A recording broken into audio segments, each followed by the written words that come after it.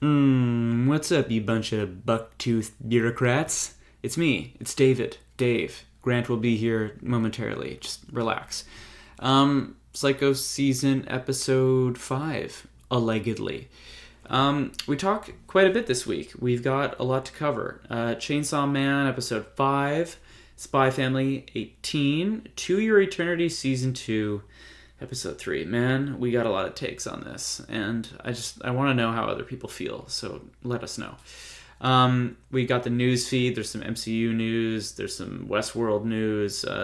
Some interesting stuff. And then in the back half of the show, we talk Mob Psycho Season 3, My Hero Academia Season 6, Blue Lock Episode 5, which in my opinion is heating up. Grant wouldn't know. But then Grant takes us home with Bocchi the Rock, which he says I should watch. We'll see. Might be back next week to report on that. And of course, Gundam, the Witch from Mercury, everybody's favorite space high school drama. Okay, not sure what else to say other than enjoy our dope new intro music. 3, 2, 1. Psycho Season 1, 2, 3, 4.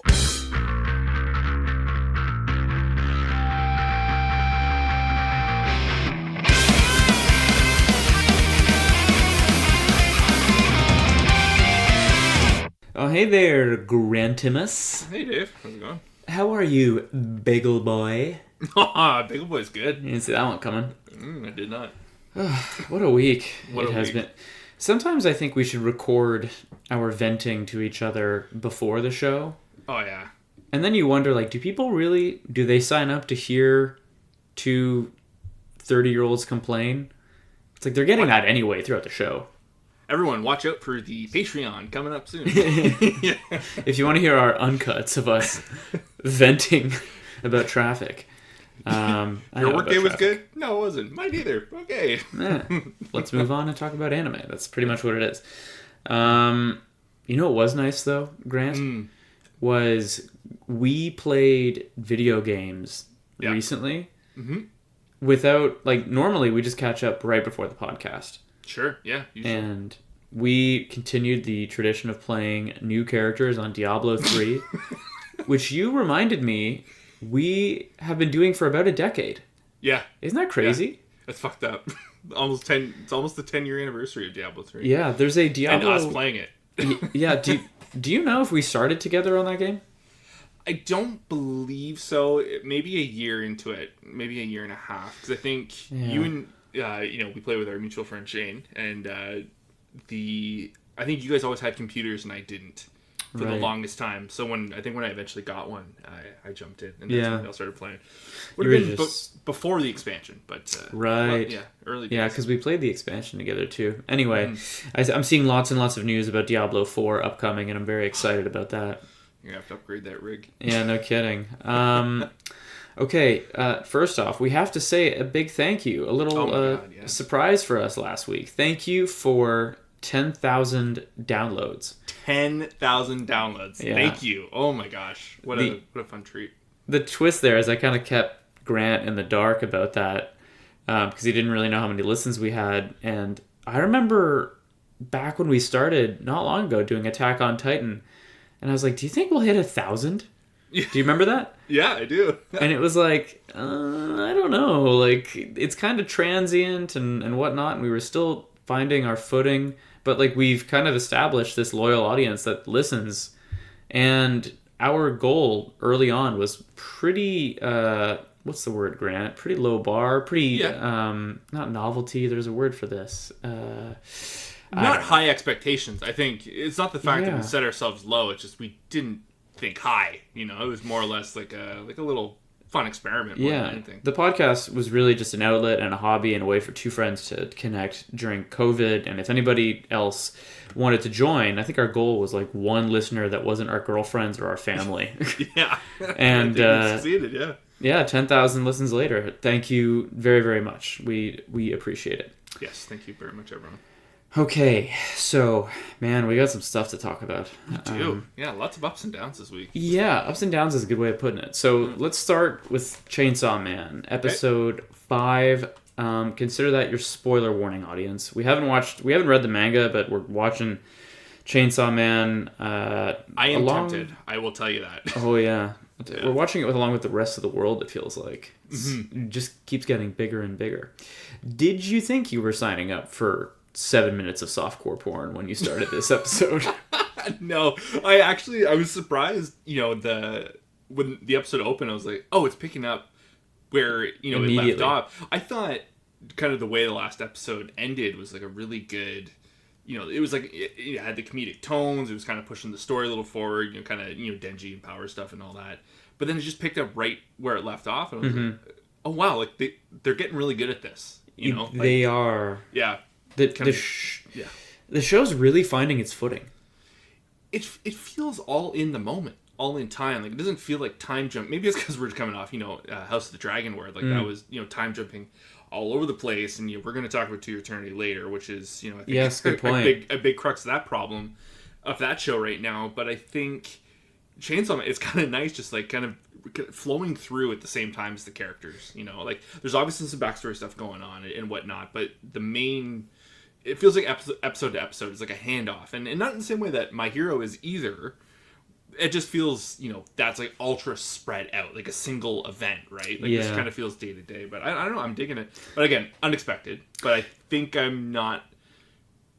it's not surprising with this show now. I think 5 episodes in, I think we know what we're in for, and so. Yeah, maybe like this is about just as much about knowing your audience as it is knowing what you're getting yourself into. I mean, like for Grant and I's point of view, I think I can speak for you on this. Like we saw the trailer however many months ago, and along with everybody else, we said that looks really good.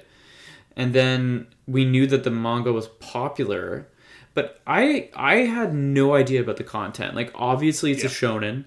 Obviously there's, like some supernatural fun stuff. Frankly, again, very Jujutsu Kaisen, but very exciting stuff. We're very amped on that. But like no one really hinted at like this is like kind of erotic. Yeah, very much so. Like both in jest and in comedy and in like and also fan service, but then also like different. Like it's kind of deeper. Do you know what I mean? 100%. It doesn't feel like a gag. No. But it feels like it still has some, like we said, there's some comedic tones to some of it. Honestly, I think the more, like, I don't know if it fits, but I think parody kind of fits a little more. Yeah. In kind of a way, like, again, even I don't even know if that's no, that's an interesting the right way to describe it, but perspective. It's again, like we go back to the Well on Fire Force there, but like that's just like flat out gagging. It's like show the moment, move on, kind of like whatever it is. Fire Force, Overlord, a lot of animes out there. A lot of it, and whatever. Like we've said, time and time again, like whatever's in your lane, that's your lane. Like it doesn't matter. Like it's as long as someone's getting hurt, who cares? But I do feel this kind of still feels. It's not like apples and oranges, but it's just like a different shade of kind of the same thing. I think. At the end of the day, the narrative is so strong, and the world they've set up is so strong, and the fact that they're even attempting to kind of mix them in together, like it's good. Like like it works. Like and it goes back to when I watched Dress Up Darling earlier in the year. Not even remotely the same kind of tone, and it was kind of like in the middle of like the fan service moments of romance and like you said, like it's erotic versus. Just like full out gaggy fan service. Yeah. Like or goofy fan service, but I don't know. It works. Like it's still on theme every time it happens. So that's the weird thing is that it has me kind of torn because like I notoriously really don't like this kind of stuff, but like it's not like their approach to sexuality or whatever you want to describe it as. It's mature. It's mature. It's it's funny because the character is plainly immature, but they're like Denji, the protagonist, is clearly kind of immature, but the approach the show is taking is not. It's like not really like something I've seen before. Like the only thing that sort of reminds me of this, and it's only reminds me of this because it's different, is Mushoku Tensei. Like they're not alike in any way in their approach to like sexuality and tension and stuff like that, but they do approach the problems differently than everybody else does. Does that make sense? I would say it's more akin to like the stuff from like the 80s and the 90s. You know, Neon Genesis being like an obvious one where that's an interesting take. You know, sexuality was it's like a common part of the story. You know, between like the adult relationships and the younger kids as well too. But you know, it wasn't used just as like flat out fan service. There was characters in relationships, and they're kind of explaining that relationships and the complications with each other, and kind of like the whole thing about mental health and emotions and all that was wrapped up in that story. But it's interesting, and I think it's pretty obvious with Chainsaw Man. Like, I don't think we're digging deep on this, but every time sexuality is brought up in the show, it's used as manipulation on Denji. Yeah. Yeah. So like it's like yes, it's his goal, but I think everyone around him is aware of that, and I think in multiple points in this episode, it's I think it's very known at this point.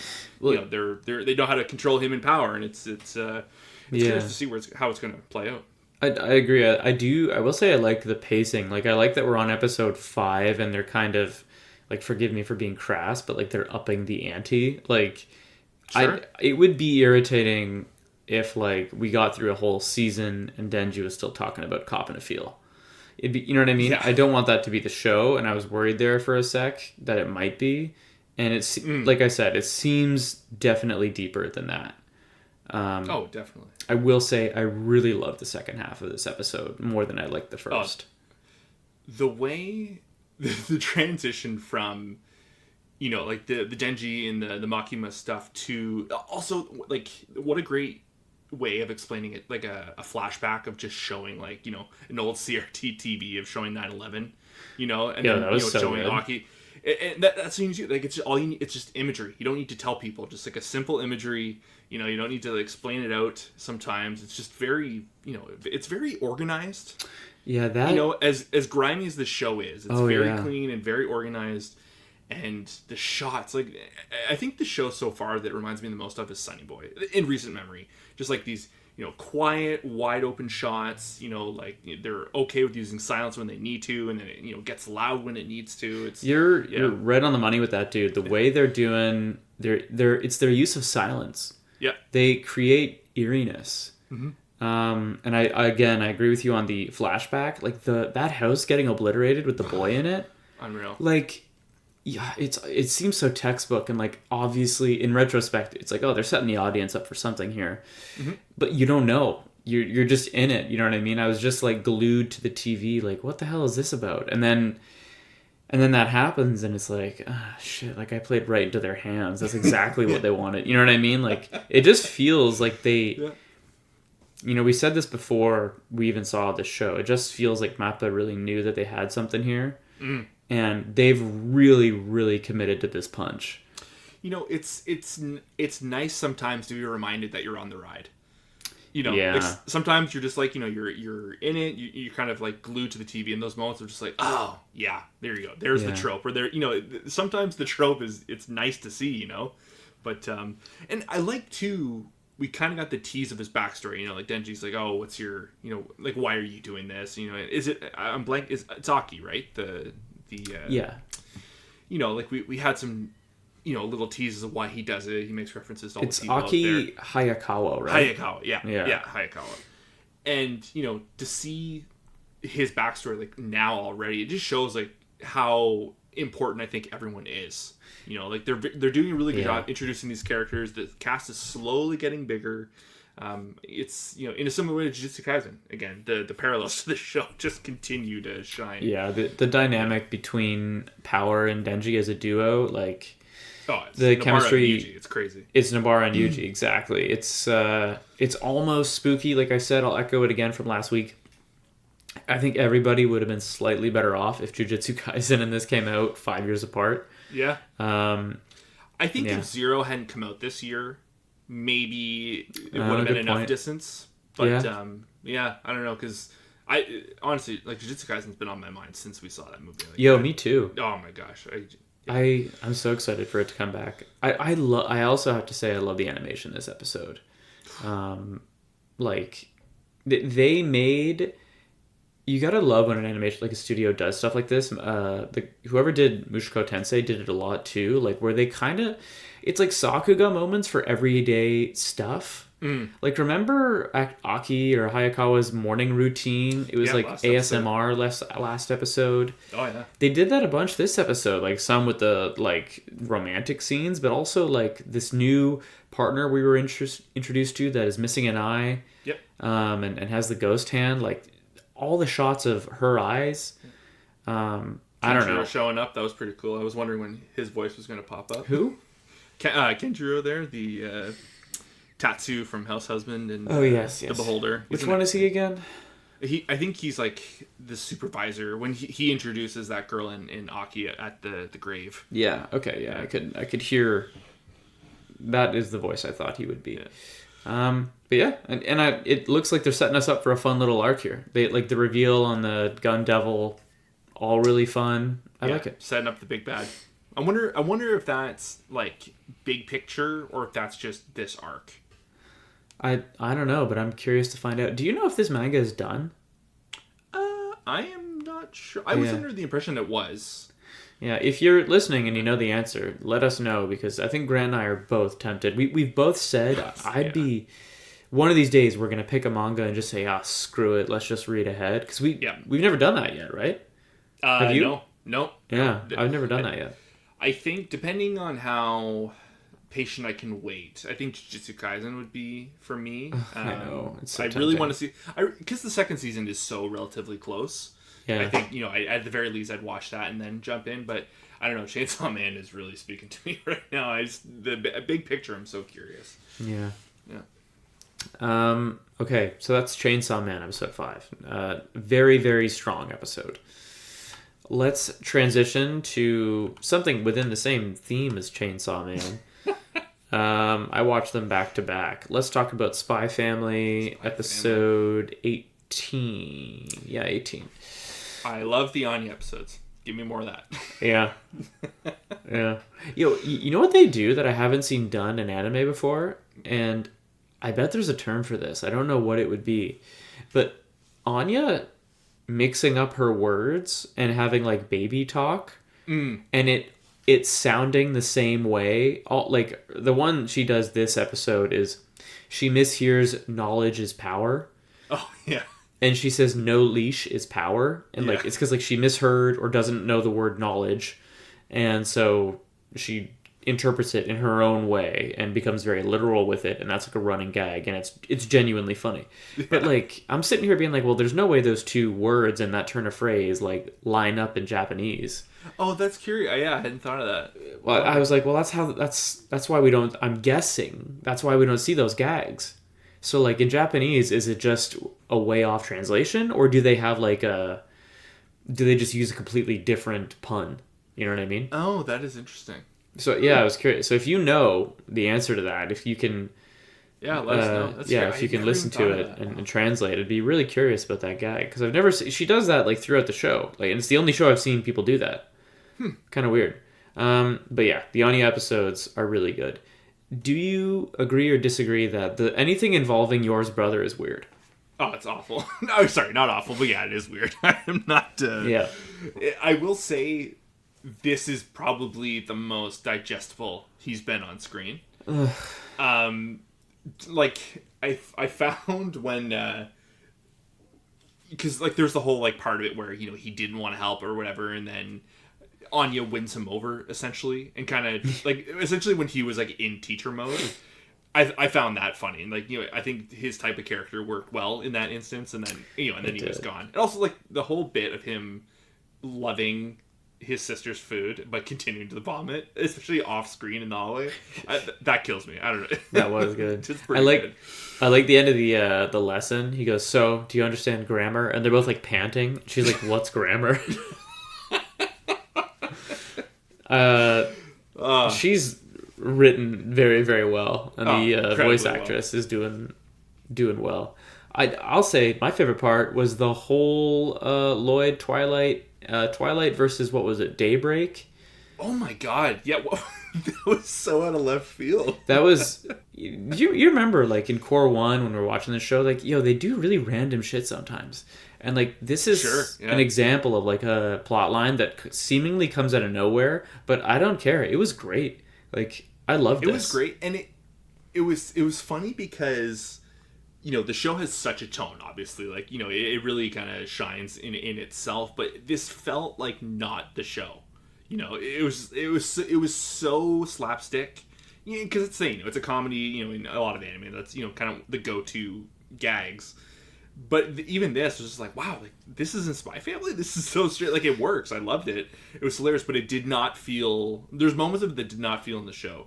But well, because Lloyd isn't the main character. The show kind of starts with him as the main character, and he has to quote acquire wife and daughter. But like after that, Anya kind of steals the show, right? And like his scenes tend to be punctuated by Yor and Anya being in the room. Like, he goes away every now and again, but this was literally... straight man, yeah. Yeah, this was literally 10 straight minutes or whatever you want to... Like, this was like a whole half episode. So it's different. Yeah, it's curious too. I think, like, the silliness of the situation. I am curious, like, plot-wise, like, what's going on. Like, it seemed... Because, we're episode 18. Yeah. There's 24 episodes in this season. Yeah. I really wonder if we're even going to get to this meal that they're talking about. Or, like, this gala that he's trying to get in with the Desmond guy, his father. It's very interesting. It feels very drawn out. But the main plot definitely moves slow. Yeah. Right? Like, again, we've talked about this before. This is just a good Saturday morning cartoon, maybe. Yeah. And, like... Or maybe if you're really in the mood for a slice of life or, like, something to watch with the family, you binge this thing, and I bet you have a great time. The nice thing that it's kind of nice to remind myself is I don't think Spy Family is going away. Like, it's always going to be here. I agree with that. It has a similar kind of caliber to My Hero in that way. Like, I guarantee it's going to get its full adaptation. Even today I was reading, like, it's still continuing to break TV broadcast records over in Japan. Yeah. Like, each week, it's just more and more people are watching it. So is the manga big? Do you know? I think it's huge. Yeah. When I say big, I mean long in terms of plot. I think there's like right now it's like in like the 9 to 12 volumes area. So it's a couple seasons at least. But I don't know. It's like I enjoy the show for what it is, and it's like I said, when you pinned it as like the Saturday morning cartoon vibe, like it just makes more sense that way. Yeah, and it's easier just to enjoy it in that regard. Yeah, but Anya, I wish we just had more Anya. Yeah, I agree with you that it probably feels like this show could probably do no wrong. Like, if you take the formulas they've come up with in the last 18 episode and you kind of just rejig those into like a problem of the week, and you kind of slowly nudge the main plot along over the course of 1 or 2 seasons or 3 or whatever it is, like, people are going to keep watching because it's fun. It's charming. I get it. Okay, let's talk about a big one here. Let's talk about To Your Eternity Season 2, Episode 3. Consider that your spoiler warning. Grant and I watched Season 1 last year. It made both of our top 5s of the year, but we both didn't like the island arc. But we were excited to hear Season 2 is coming, and I believe it's a new studio.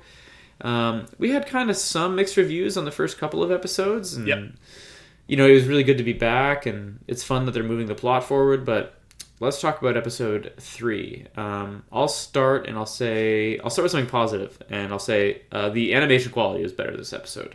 Yeah, significantly. Episode 2, oddly bad. Yeah. What did you think? I'll pass it to you. Say something nice. Say something nice. Okay, that's not a good sign. Oh no. He took my animation compliment. No, it's not... well, it was better than the previous... see, I don't even know. Like, I'm not like super down on the episode. Yeah, I'm not either. So let's just... But it's just, there's nothing really here, I think, to like, cry home about. I'm just... So I guess we'll go the other way. Yeah. I think I'm a little confused. I'm a little lost. The timeline is very messy, very muddled, and the show is going at a pretty quick pace within an episode. Like, there's a lot of, blah, blah, blah, like a lot of jargon, a lot of like history. I think now, I understand what they're trying to do with Fushi and where he is in the world. Yeah. It's just the world is being shaped around him, like, literally. I'm trying to still wrap my head around. Like, I know it's kind of becoming a bit of a Jesus tale. Yeah. That's pretty obvious, but yeah, I don't know, man. Like, what about you? Like, I'm kind of dumbfounded. Like, I'm not I am shitting on too. it. I just, yeah. It doesn't, and listen to how entitled I sound, but it doesn't really sound like the show that we signed up for. It kind of feels different. Yeah, we said last week it feels like a different show, and it kind of is. I think the problem, and like I'm gonna keep watching, but 100%. The problem I've identified is that like there were no time skips in season 1, and if there were, they were brief. Like they skipped 6 generations in one episode last week. Yeah. And that's fine. Like you have an immortal protagonist. I'd encourage you to like use the plot devices that come along with that. Mm-hmm. But I feel like they have broken a couple pieces in the process. Like Fushi's, to steal a word from you, dumbfoundedness and his like naivete and his like stupidity and his just like him being naive and unaware of a lot of shit at, if I'm doing the math right, like 140 years old is absurd, right? Like it made sense. Absolutely. It made sense before, right? That he had to learn about like doing laundry when he met Gugu. Yep. But that was over 100 years ago. You know what I mean? And for him to not understand kind of basic human emotion, principle, after living that long, just, I understand like there's a deeper point and we're going somewhere and there's a journey here that they're taking us on. But like to have your protagonist to continue to act like he's not in on it and he doesn't understand what it means to be human, but he lives longer than, I don't know. It just seems, it seems like a miss. And they're doing this. Obviously, we can talk about the Guardian stuff, like, which I want to, yeah. But my problem is the time skip. I think they've broken one of the more critical pieces of the show was that we were watching him kind of in real time learn how to be a person, and they've kind of erased a lot of those, like a lot of the things that made that work were the fact that he was young. You know what I mean? And he quite literally didn't know how to be a person because he didn't know how to be a person. Now he's been alive for longer than most people. But he has the same problems. It's like he hasn't aged or matured. It's very... I think that might be the key thing. I think he hasn't matured. I think it's... and I guess, I think what we're now dissecting... Sure. Oh, there we go. Sorry, you set off my watch, Grant. Hello. I think the problem... Because we're now dissecting, the psychology of the character. Yeah. At this point, which I think... this show, requires, and I think that's what's meant to be talked about. But the first episode when he's on the island, like he went from one island and then 40 years by himself, like that made sense for him to be kind of clueless. I very much agree that it's like now all these generations of the Guardian people later, and he is so clueless. He has lived in these cities, and he has maybe I don't know. It is very strange. He as a character feels more toothless now, if that makes any sense. No, it does. He definitely would stand his ground, and he had conviction, I felt like, in the first season, and now it feels like a half measure of a character of like what we were used to. I don't know if that's writing by the studio or if that's straight up based on the source material, which is another thing that I'm curious of. But I don't like either answer though. Like I'll tell you. No, that. I know. You know what I mean? Either one, yeah. If it's the studio, I think that's more, one studio's approach to something. If it's source material, that does straight up bum me out a little bit. Because like they were swinging for the fence. Even the arc we didn't like. Like I understand what they were trying to do, and that could have been an adaptation issue as well. And they saved the end of that arc with a fantastic season finale. 100%. They redeemed themselves and they're like, oh no, we still got it. That was just, you know what I mean? Like I would say, like, let's say this was live action or it was just another anime or whatever, and I wanted to defend our argument, I would say, oh well, maybe, like, clearly, what's one trope or stereotype or what's one kind of cliche we see in movies and storytelling about immortal people in general, whether it's vampires or whatever, it's like they become kind of careless and laissez-faire and kind of nothing matters because like the world passes me by. You know what I mean? Yeah. And that's fine, but that's not what they're doing at all. Like they're taking this different take of like him being clueless is just the exact opposite of what he should be. You know what I mean? You could what say he has been. yeah. You know, like it's if this was Him lacking conviction. yeah. If they attacked that from a different angle, it would make sense.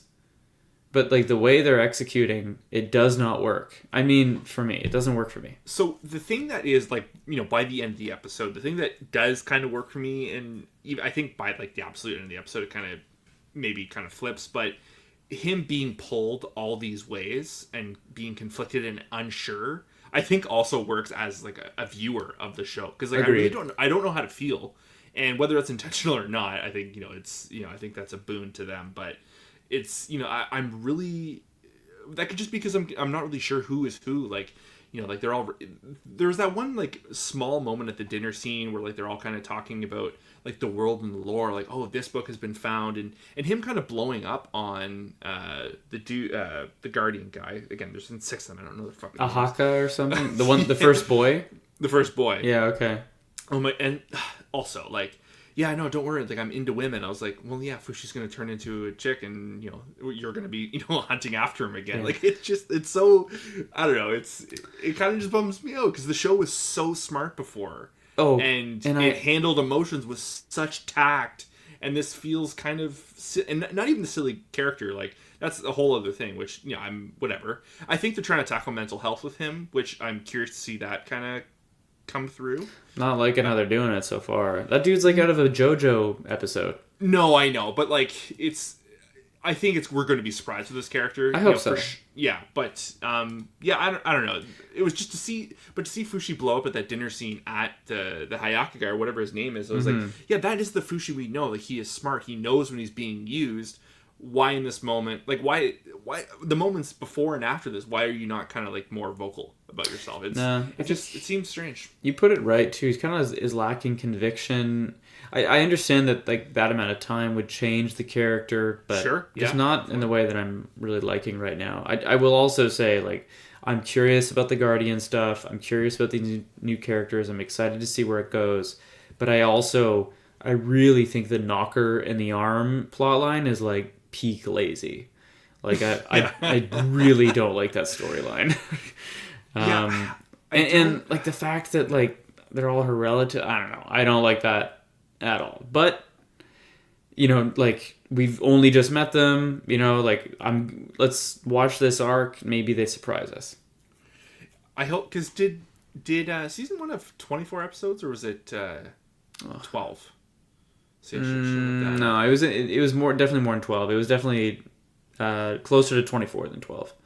So yeah, I think we have lots of time to kind of expand these characters. I don't think the Guardians, it's interesting. Well, and that's the thing too, like they set up the church and the church is all working together, but then at the end there's like, you know, the one of the 3 churches is now like against, so like I kind of feel like the Guardians are going to disappear at some point, or they're going to be dissolved, and I don't know, it's it is an interesting tale of how history can get whitewashed, and you know, like it's just like a giant game of telephone. Like people think it's one thing, but it's all misconstrued. Like, you know, this dude thinks his grandmother or his great great grandmother or whatever is, you know, was a good person, but you know, we know she wasn't.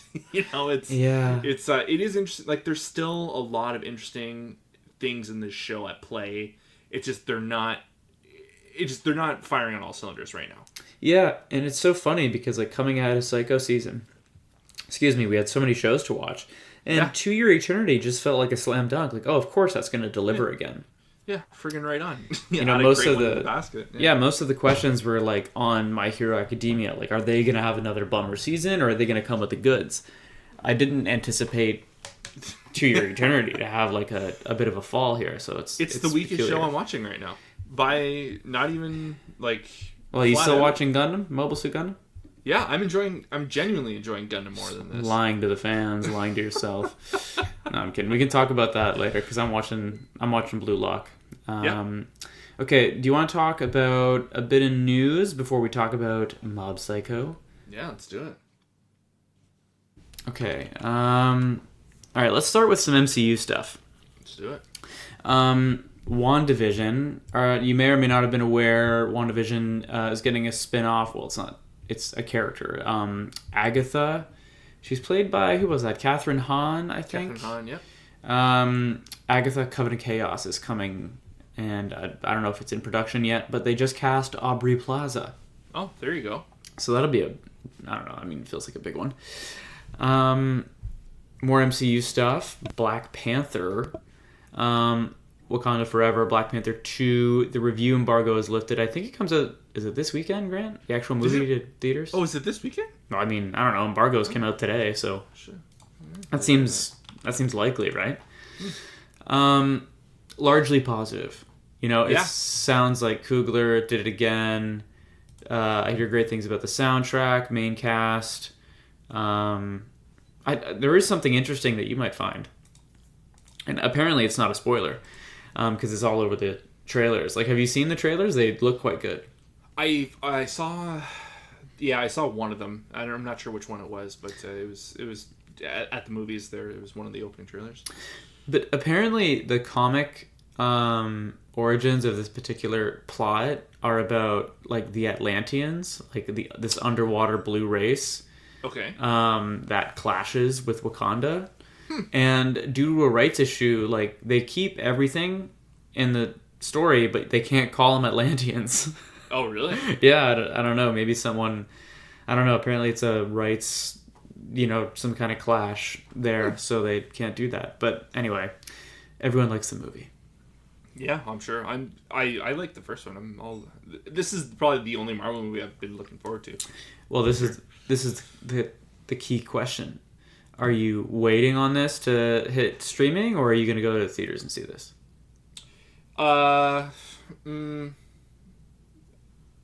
If it falls into my lap, I'll 100% see it in the theater, but I probably will wait for streaming. I would go if it was a theater with booze. Yeah, maybe we should make that happen. Yeah, which is so common, by the way. Like, the local theaters you go to, Grant, without exaggeration, I would say 9 out of the 10 of the theaters I go to, not that I go to many, all have drinks now.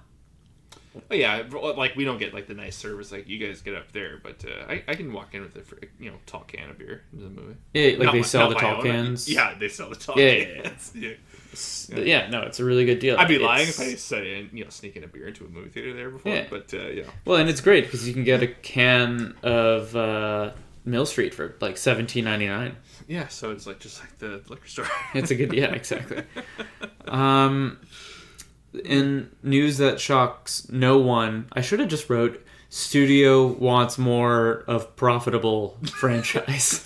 Studio continues to want money.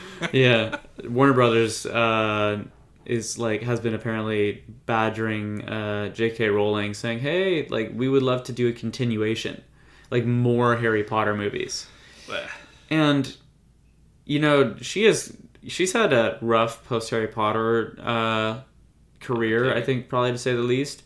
One of I'm not going to get into all that, but she has greenlit a lot of, well, not a lot, but she has greenlit and kind of some shitty things that have kind of tarnished the Harry Potter canon already.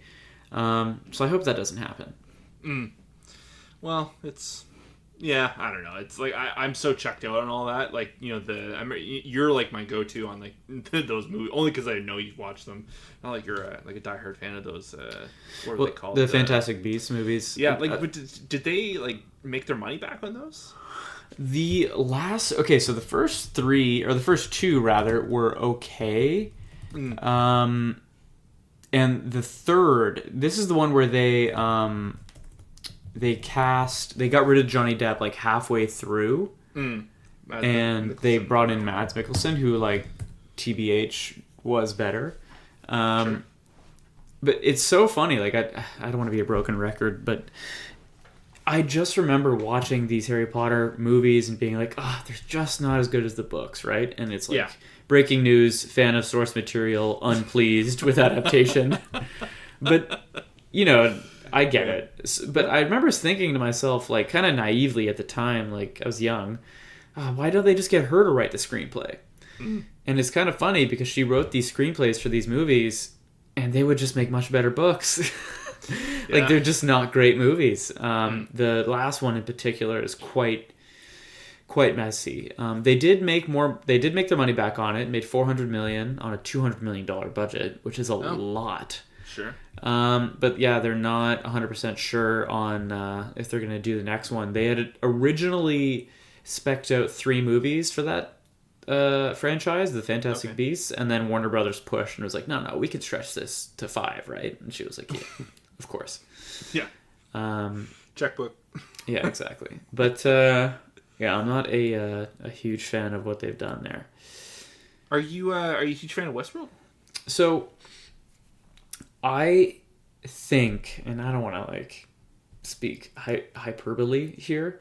Sure. But I really believed when I saw Westworld season 1, I was like, this is like not genre defining, but it's kind of like new wave. Like, I don't know if there's been like futuristic, dystopian, this level of high level TV storytelling done in a long time. You know what I mean? Agreed. Yeah, I've only watched the first season and I loved it. Yo, Anthony Hopkins, like stacked cast, fantastic writing, HBO, right? Jeffrey Wright too. Anything. Oh my god, Jeffrey Wright. Yeah, he's so good. The actor who plays Dolores, like, just so good, and it's HBO, so they're not cheaping out, right? It's a show where things have to look good, and everything looked good, from the soundtrack to the actual production value. Everything looked fantastic, and it just kind of slowly fell off, and season 2 was like kind of weird and like a departure, and they leaned more into the weirdness, but it didn't quite work. And then they like took a big swing with season 3. I think they like took a over 2-year break or something. They brought in Aaron Paul. The whole show kind of changes environments and venues, and it was goodish, but it felt like the end. And then they did season 4, and apparently not very good because they're canceling season 5, which was scheduled to be its finale. So like, it was for sure that was the final season. Yeah, that's what they wanted, and they're not even going to get to do that. So it feels like, when's the last time you had a show, like a premiere big show that was like everybody agreed was one of the best things on TV, that is then not allowed to finish its run? Like Hannibal. Ooh, good. Yeah. You didn't even fucking hesitate. That's impressive. Yeah. Well, I was thinking, the only one that like notably stuck out would be Hannibal. Really fell off a cliff. Quite literally. Man, the ending That's how it ended, did it not? They fell off a cliff together. Yeah, season 2, the ending of season 2 of Hannibal. Yeah, dude, the ending. It's so fantastic. Like, if you're listening to this and you haven't seen Hannibal, it was at Netflix. Was it? No, it wasn't Netflix, was it? No, it's on NBC of all fucking places. Yeah, and it's on TV, dude, and it's rated R. So if you're into the serial killer type stuff, which I know is a little played out for some people, but this is fiction. Mads Mikkelsen. Not. People fucking love serial killer shit. Yeah, I know. But it's Mads Mikkelsen playing Hannibal the Cannibal in a prequel, and the first 2 seasons are pristine, and best yet, the second season ends with like more or less no loose ends. Like, you could never start season 3, like, and you could just be happy with that. So I recommend it. And wait, you said you never watched any more Westworld, eh? Nope, just the first season. See, isn't that a bummer? It's like, okay, well, don't bother. Like, you're not, like, the ending you won't get to see. Yeah, it kind of kills its legacy a little bit with the an announcement like that. It kind of bastardizes it, especially because of how friggin' good the first season was. What a bummer. Also, you know what? I was just thinking, shows that got canceled too early. Probably everything on Netflix, I guess. It's kind of a broad net there, but like, I think they're notorious for just killing the show after 1 season or 2, and there's no real resolution. I think, God, like, have really started to get interested into just analytics, in my day-to-day work life, and like even just streaming analytics. I find it interesting when we look at like which animes are the biggest and whatnot, and because Netflix is notoriously tight-lipped. Like, if you're a comedian and you're on the platform and you get a special, or you have a show that runs on Netflix, they don't tell you how many people watch. Like, you just don't get to know, which is absurd and also very interesting. But like, they have so much proprietary technology on analytics. They know more about how people watch shit than most services out there because they've been doing it for so long. Sure. And I think, like, their thing is, like, we know when we got a hit, and if it doesn't hit by, like, what X point, we're just killing it. Now, obviously, like, there are disadvantages there because it's, like, just because the algorithm says the show hasn't picked enough heat yet doesn't, like, you're kind of robbing a lot of people of something that could turn into something great. Breaking Bad's a really good example, right? Breaking Bad wasn't big until it hit streaming services. Yeah, then it popped off. And then it exploded. But it's, they really slash and burn stuff. Okay, let's speed round this here, because there's barely any news left. There's a Grogu short film coming out November 12th. Oh, wow. On Disney+. Wow,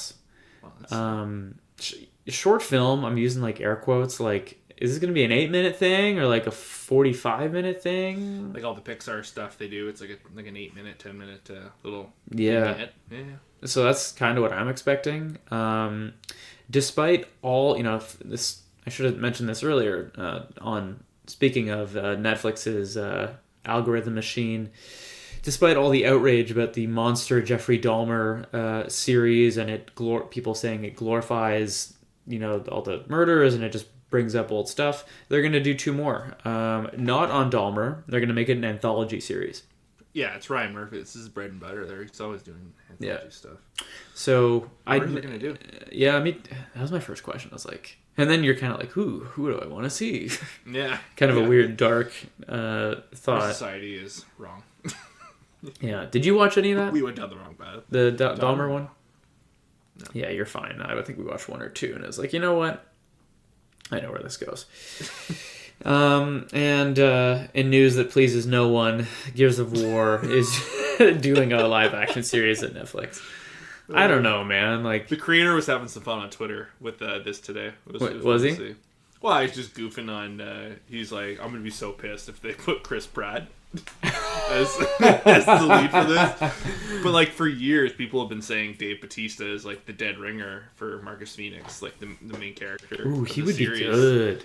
And like I believe like Dave Bautista over the years is like very vocally voiced his interest, and so to see Cliff Bleszinski, who I don't know if he has any involvement, because I don't know if he sold the rights, because Microsoft owns it now.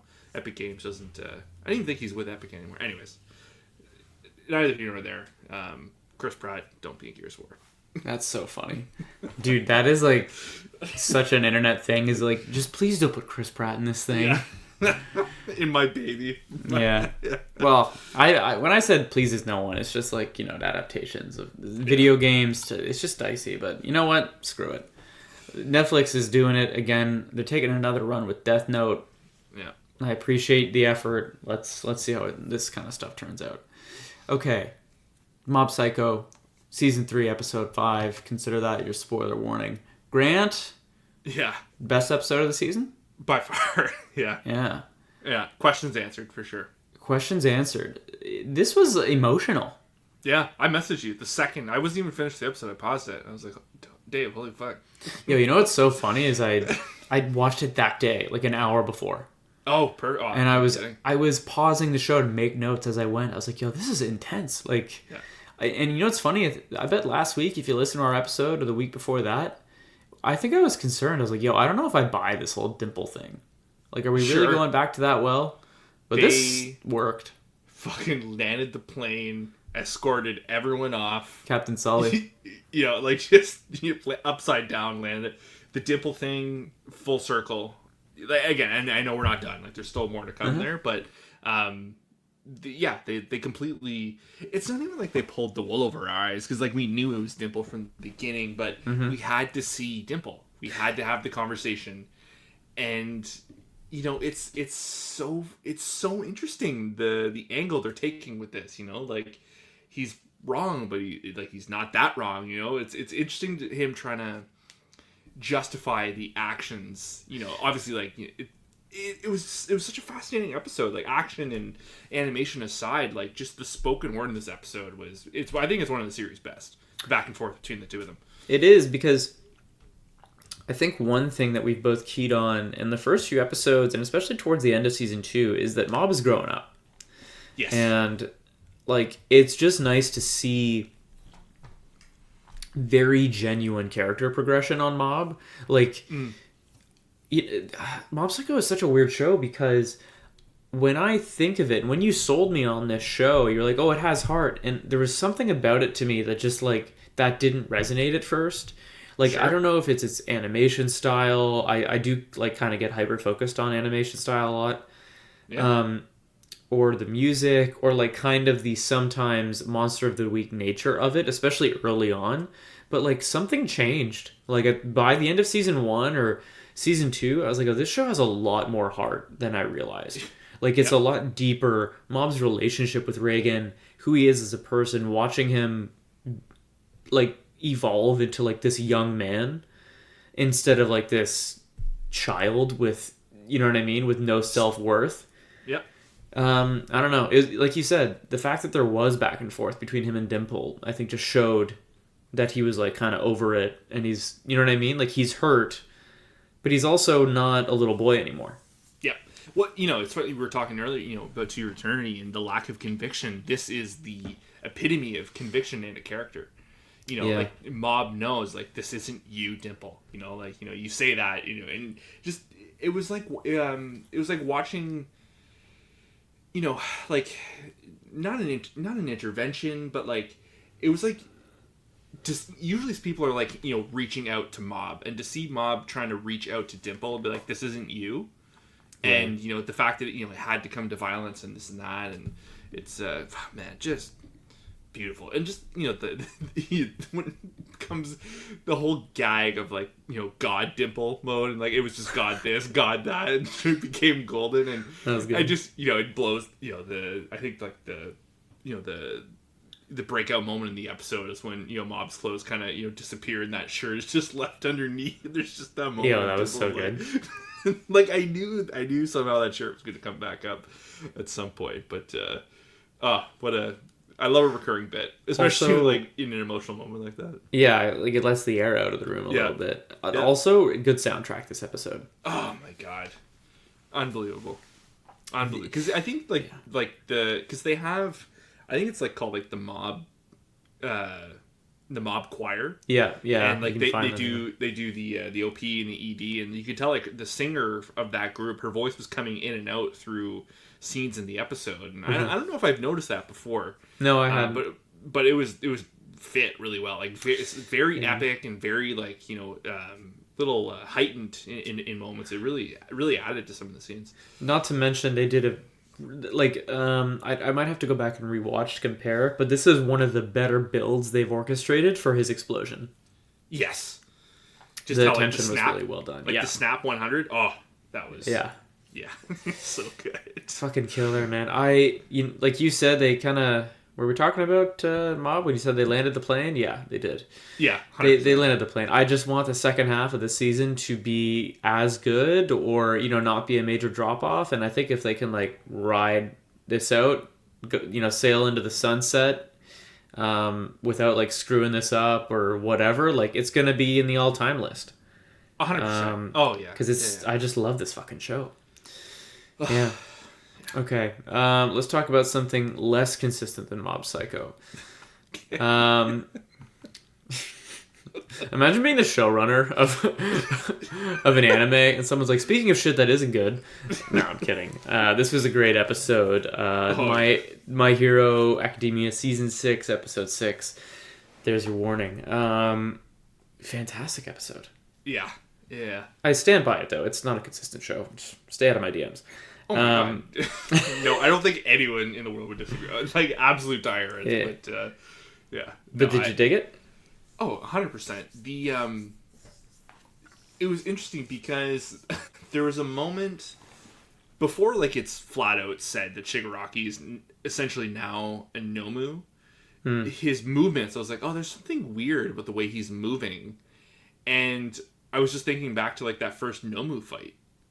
Of, like, kind of like almost like his limbs are hanging down. Like the Nomu fight with Endeavor and Hawks. Oh, yeah, at the end of season 4. At the end of season 4. And I was like, there's, like, something weird with the movements and kind of like the way he takes off and this and that.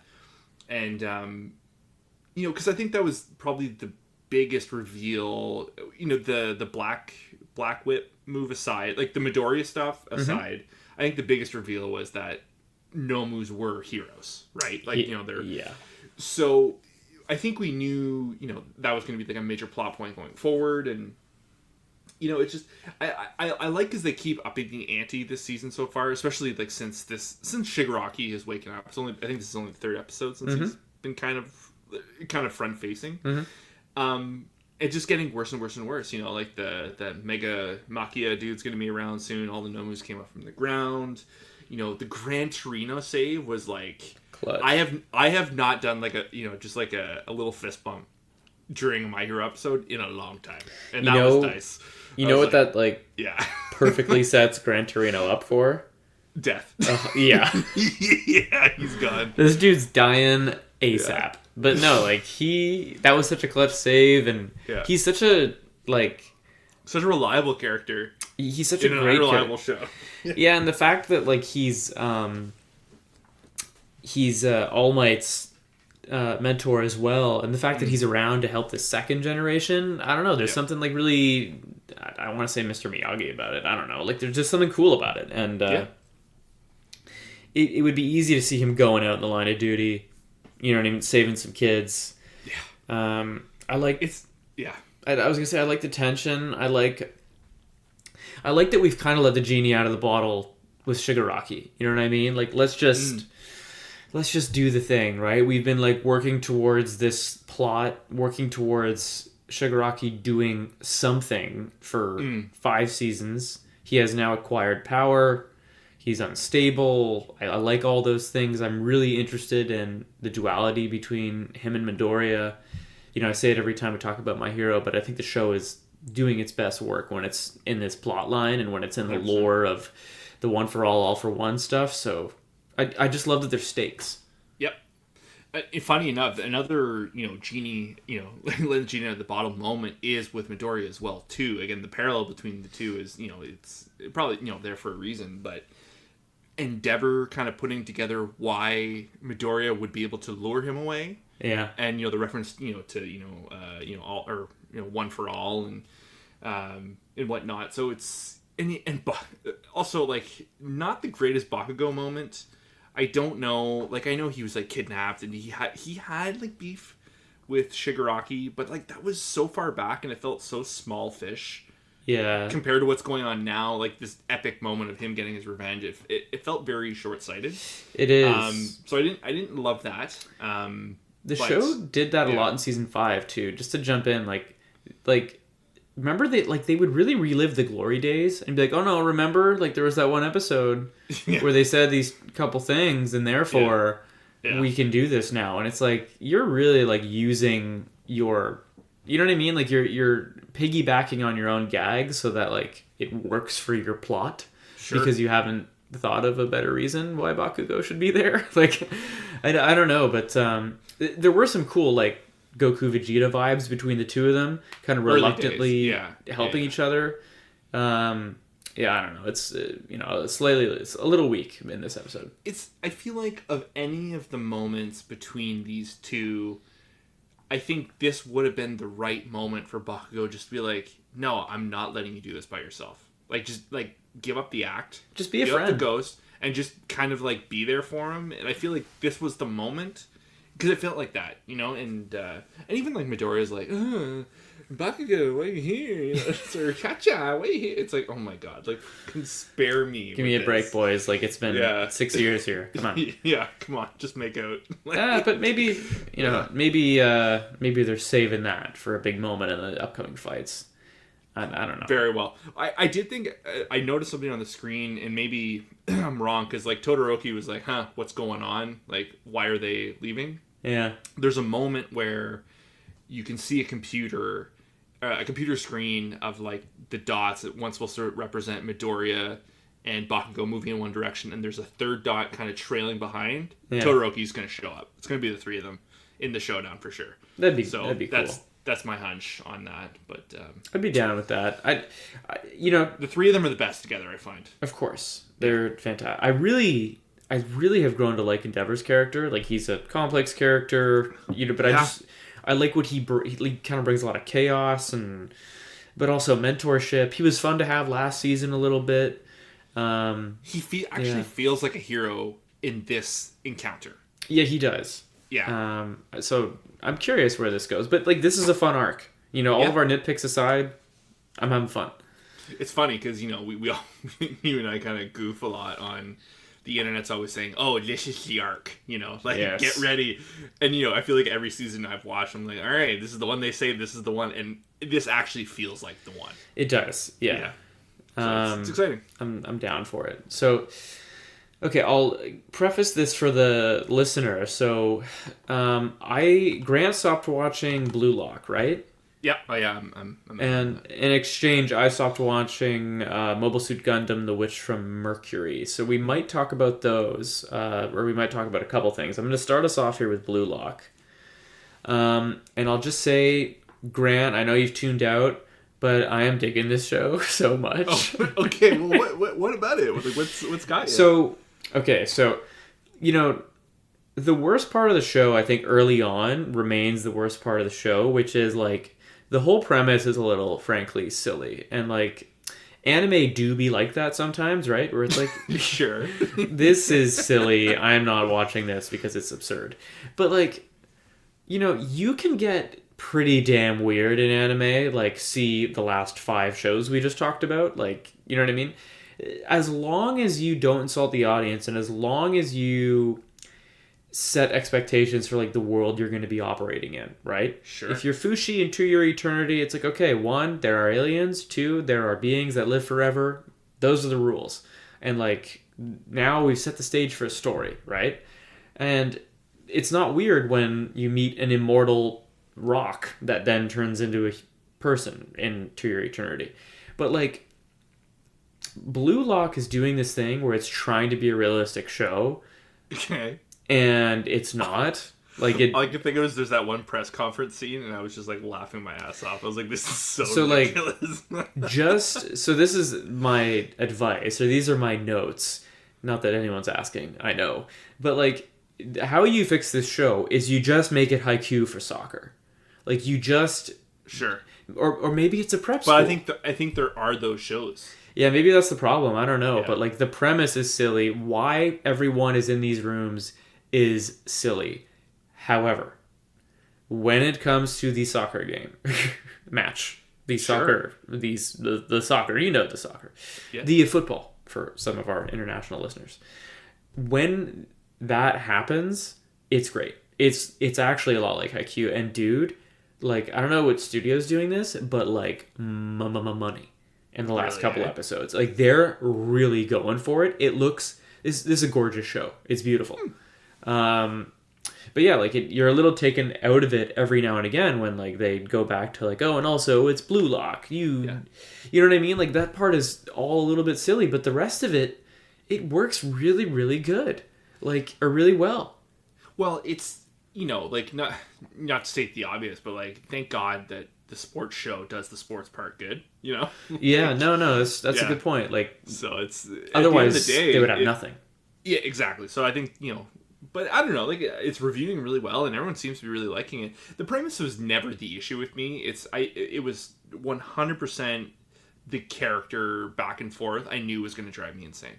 The whole like everyone fighting for I'm the lead character shtick. Yeah. Which is I imagine at 5 episodes in that's still like the status quo.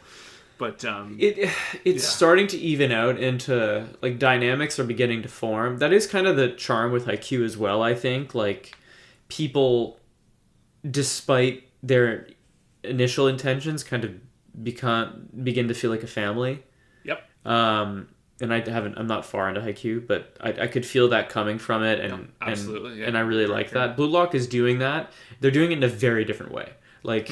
Like when I said just make it Haikyuu, like the dynamics, the dialogue, like it is a very different show than Haikyuu. Other than the fact, like the only thing they have in common is sports.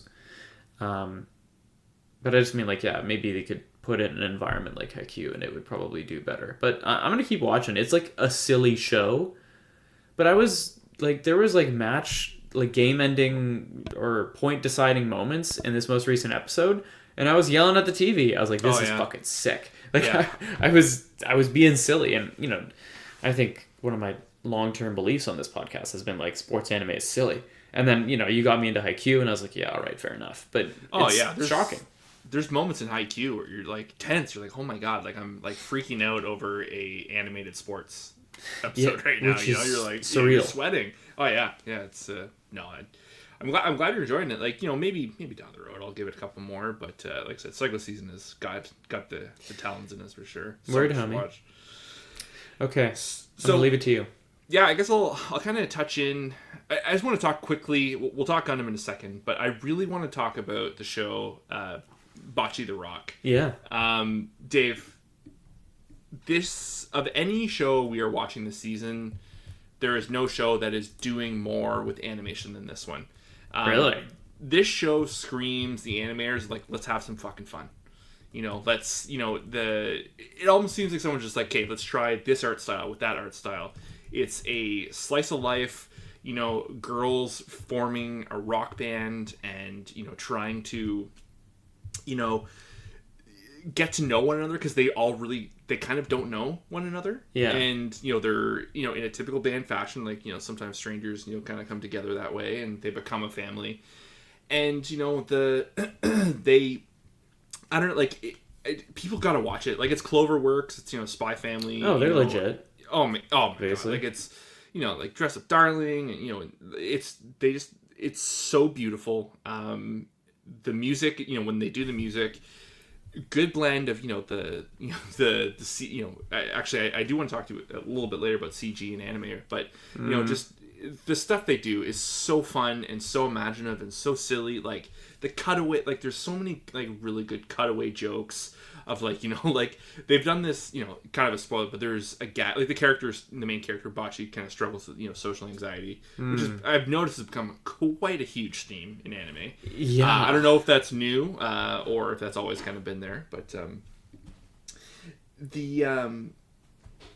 so they do this cutaway gag where, like, she essentially, like, dies, like, like, dies of embarrassment, and it cuts to, like, a ending title card of, like, thanks for watching, thank you for enjoying watching my journey so far, like, my life is over at the age of 15, it's very silly. And the only thing I can compare it to is Komi Can't Communicate, where it's, it's set in high school, and, it's believable characters, but it's heightened. There's these heightened scenes that almost feels like teenage imagination come to life, like how they express their feelings. Komi did a little bit of that. It's this on steroid. This is an artistic take on the life of a teenager and, like, a preteen, and and just kind of trying to get your feelings out. Dave, the show is fucking fantastic. It is so good. Is it more elegantly done than The Witch from Mercury? Oh my God, Dave, this is an ace in the hole. Like, all around. It's that good. Anyone can watch this show. It's silly. It's funny. It doesn't even need to get serious because, anytime it's, like, not, like, the teenagers talking amongst each other and it's, like, normal people, like, it's just like, oh, those are just fucking teenagers being teenagers. And it's very very good. I highly recommend, especially you and Sam, check this one out. The comedy is awesome. It's low stakes. It's just slice of life, baby. This is all right. I think this is the realm I live in now. I love it. Like, yeah, you're weird. Like, yeah, I don't know. I love this stuff. It's when we started this podcast, I think one of the weirder takes would have been like, oh, Grant's gonna end up gravitating to weird slice of life type shit. But romances and my Dress Up Darling. You're an odd duck. Yeah, but that's why we balance each other out. Yeah, but anyways, so I gotta. It's so far one of my favorites of the year. Well, by far, yeah. You in your defense, you don't really miss when you really tell me to watch something, and I watch it. I tend to like it. I think you really like this, but okay, we'll check out the pilot. Crunchyroll, yeah. Yeah, Crunchyroll. How many episodes are out? Like, is it running right now? Yeah, it's running right now. It's I think the 5th episode just dropped this week. Cool. Okay, I'll try the pilot and I'll try and report back for next week. Maybe we can end on Mobile Suit Gundam, Witch from Mercury, to bring the listener up to speed. It must be to what, episode 5 or 6 now, Grant? I believe it's episode 6. They had a prologue, and then I watched like 1, 2, maybe 3 of their episodes and kind of checked out. I wasn't feeling it. How has it changed? So or progressed? it's interesting because, you know, by no means have I been getting bored with it, but it kind of felt like, you know, there's kind of some back and forth. They're really trying to, like, the first few episodes was setting up this whole marriage thing, and there's all these corporations kind of battling for, you know, supremacy over each other, kind of essentially, like, you know, claiming rights. And, you know, the episode would kind of flow through as, like, essentially the episode would end with someone else has now challenged Suletta to a duel. And, you know, it was like, okay, this is kind of, you know, they're setting up some other stuff, but it kind of feels like it's ending the same way or leading into, like, another duel. But Dave, they just threw the past 2 episodes, they threw, like, an out of nowhere plot line. Very reminiscent of 86. I miss that show. Oh, I do too. And like, I watched this and I was like, God damn, like, maybe I should go back and, like, check out a couple episodes of 86. Seriously. But they introduced a character that's been around, and I didn't expect to be kind of like the front of these few episodes, but they've set up more, like, bioengineering of humans. And, like, even though, like, because that was, like, the whole thing with the prologue where they were shutting them down for experimenting on people, not experimenting on people, people were voluntarily, you know, testing themselves to be more compatible with the Gundam AI system, I believe. I think that was kind of like where they're going with the plot. And they made it sound like it's super legal and no one else is doing it. And, you know, the aerial Gundam is unique because, you know, it's a Gundam still and this and that. But it's now kind of, like, revealed that everyone is, like, fucking around with this tech still. Right. And there's more people out there. And it's, I don't know, it's not one of those cases where, you know, you got to watch 6 episodes and it gets good. It's not that. I think it's consistently the same. The animation is, you know, stellar. The stuff that should be CG or 3D is clearly, like, 2D hand drawn. It's very impressive. The mech battles, that's their bread and butter. It's been like that since the 80s. That's not changing. Is it still largely focused on Space High School? Yes.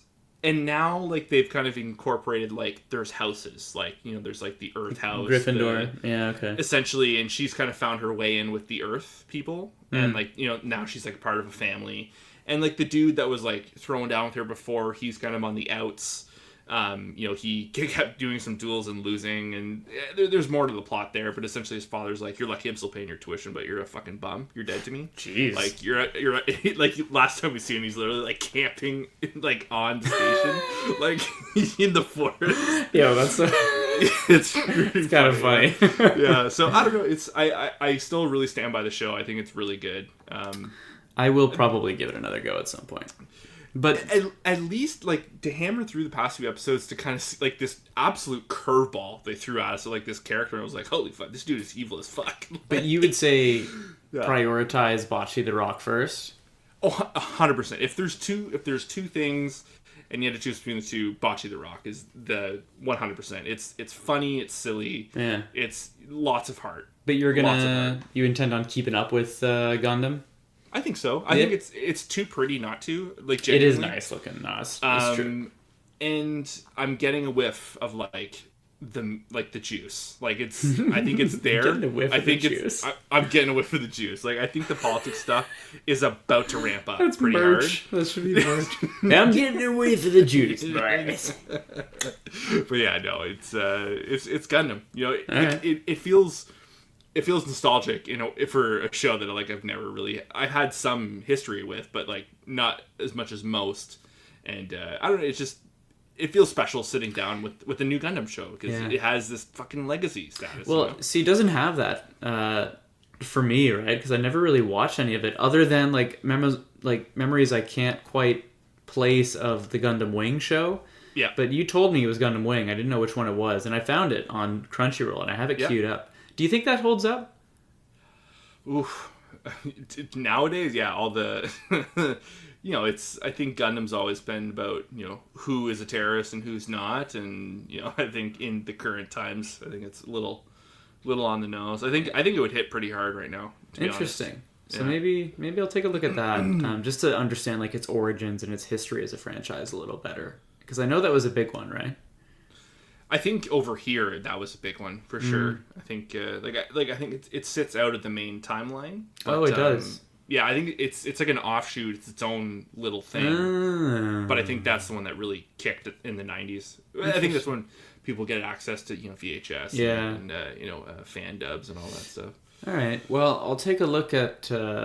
Maybe I'll take a look at both, but definitely Bocchi the Rock for next week. I'll report back on that. Try out the first 2 episodes. I think it's very much up your alley. Okay. All right. We've gone quite long. We've got no Q&A to do this week. We'll be back again probably with it next week. Just stay tuned. Speaking of which, follow us so that you can take part in the Q&A at Part-Time Otaku Podcast on Instagram.